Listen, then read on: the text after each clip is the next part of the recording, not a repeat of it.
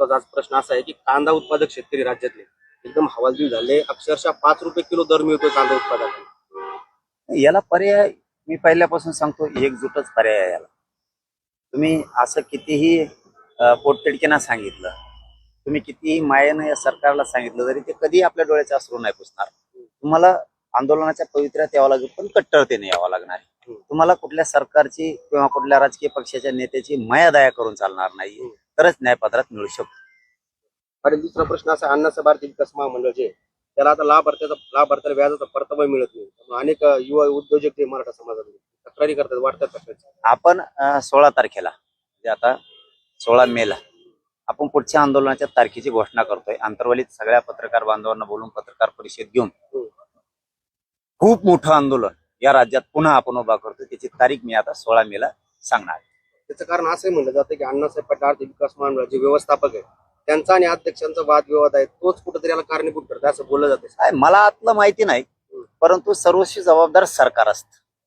कोण अध्यक्ष कोण MD यापेक्षा आहे, यांना अधिकार हे सरकार देत आणि सरकारलाच कामं होऊ द्यायचे नाहीयेत. फक्त सरकारला अध्यक्ष बदनाम करायचा आहे आणि MD पण बदनाम करायचा, अशी एक एकूण भूमिका सरकारची. हे डावपेच आपण ओळखले पाहिजे.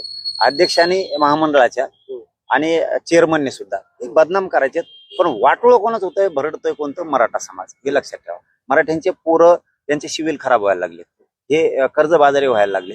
याला मूळ कारण सरकार आहे.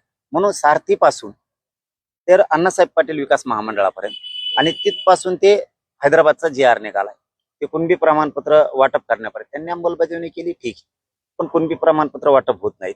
त्याबद्दल आता पोरं जूनमध्ये ऍडमिशन आहे पोरांची मराठ्यांच्या, मग त्यांचे कुणबी प्रमाणपत्र द्यायचे, व्हॅलिडिटी द्यायच्यात, हे सरकार जाणून बुजून देत नाही.